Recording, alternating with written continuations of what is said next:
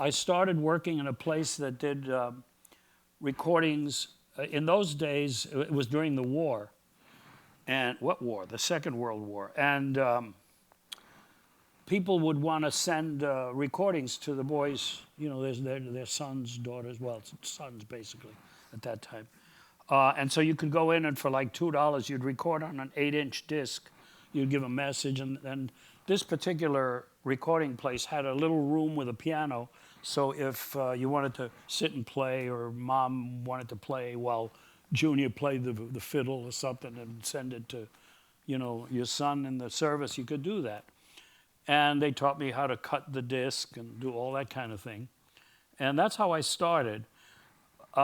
Within 4 years, 3.5 years, I was managing a studio they had. This was in Manhattan, in New York. I was managing a studio which they had in uptown Manhattan, which had actually a studio where they recorded small groups, bands, things like that. And that's how I started learning how to do balance. And again, remember, this is all mono. So we weren't worried about stereo and placement and all that. The idea was to hear everything coming out of one box and be able to hear all the instruments. So when you recorded in those days, you didn't have tracks. You had inputs, and you had the mics, you mic different things. But what you ended up with was a disc, a one-channel thing, and there was no remixing. So if you didn't get it right, you either had to do it again or they'd go somewhere else, that kind of thing. So that's how I started.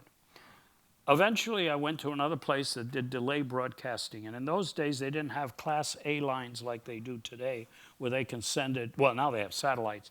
But later on, they got telephone lines that were high frequency enough to be able to broadcast from New York, for instance, to California and back.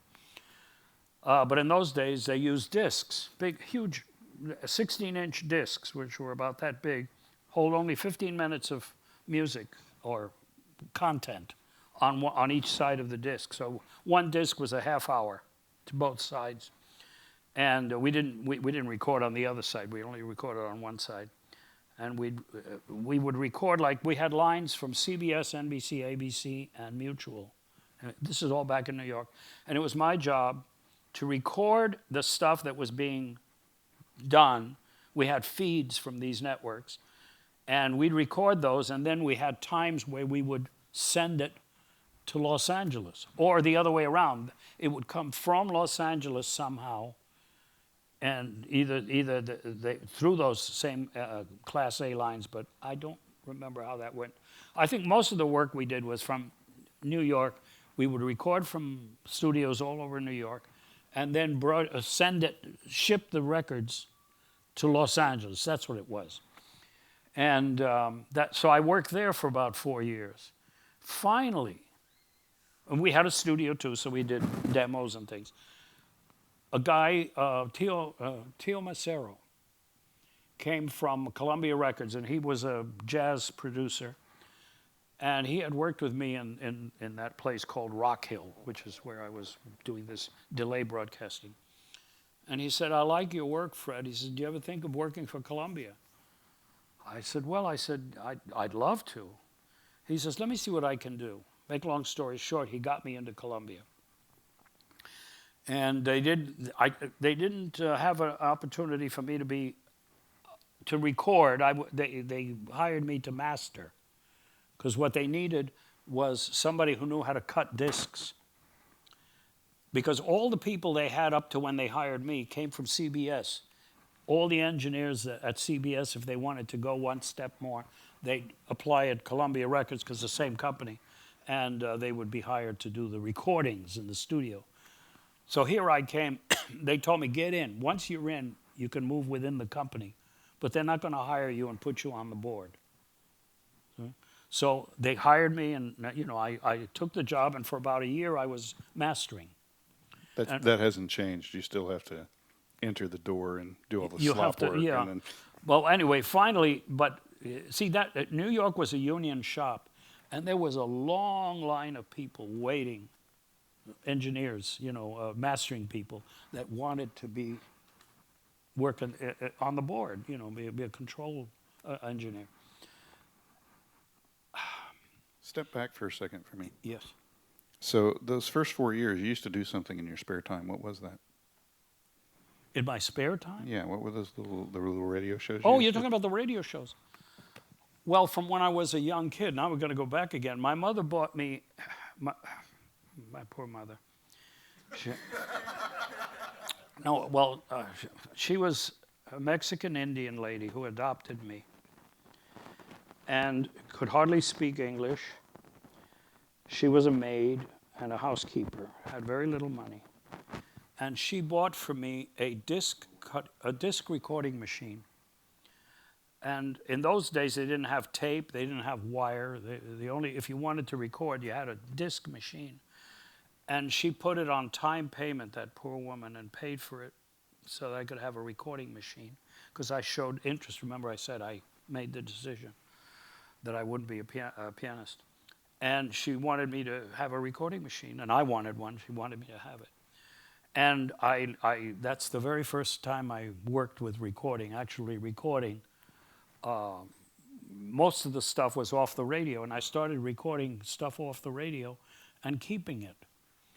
And little by little, I got interested in this. I said, this is real fun stuff. And not radio of today, but radio of yesteryear, which they call theater of the mind. And in those days, from around 6 o'clock on, see, today radio is generally either talk radio, and it's just that kind of news talk, or, people calling in back and forth. Or it's a jukebox, play music. In those days, that wasn't the way it was. There were actually programs, incredible broadcasts of plays, The Lone Ranger. Lone Ranger, Green Hornet, whatever, mysteries, comedies, musical shows, incredible shows that were all mounted live. That's another story.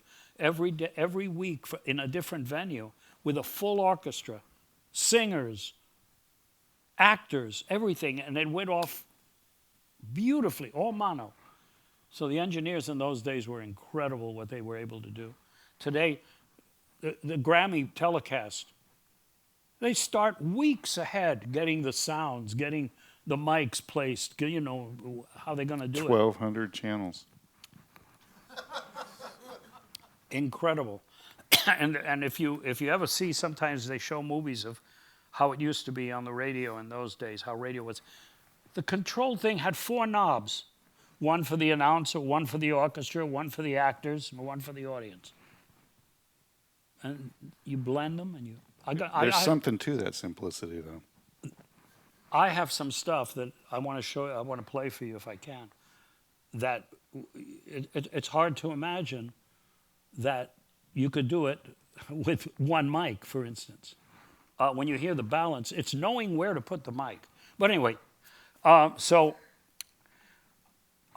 I was hired at Columbia. They got so impressed at my work, at my editing and my different work that I did, and they heard some of my recording stuff. Getting back to this, I decided to start collecting old radio shows. So for the rest of my life, I've amassed a collection of old-time radio, covering everything from musical shows, baseball games, boxing matches, newscasts, mysteries, comedies, adventure series, soap operas, whatever. 35,000 radio shows I have. I was trying to figure out what that warehouse in your backyard was. What is so scary?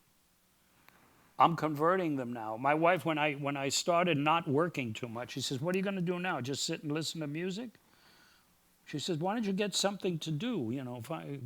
Get a hobby, do something." And then I realized I had all these shows that I had amassed over the years. And I said, I know what I'll do. Maybe I can restore them, because they all came from these transcriptions. Remember I told you these big records. And so they were full of scratch and stuff. And I said, now that we have the modern technology, computer software, I can learn how to restore these things. And I bought myself a Waves restoration bundle, which is a bunch of plugins that allow you to do different things to the sound, get rid of background noise, clicks, pops, scratch, that kind of thing. Plus, I learned how to draw the waves. So sometimes a part there's a dropout. Well, if by looking at what it was, I can always either patch and paste with the computer, or I can actually draw the waves now. And I spend Couldn't time. do that with a wire recorder, could you? No, can do it with anything.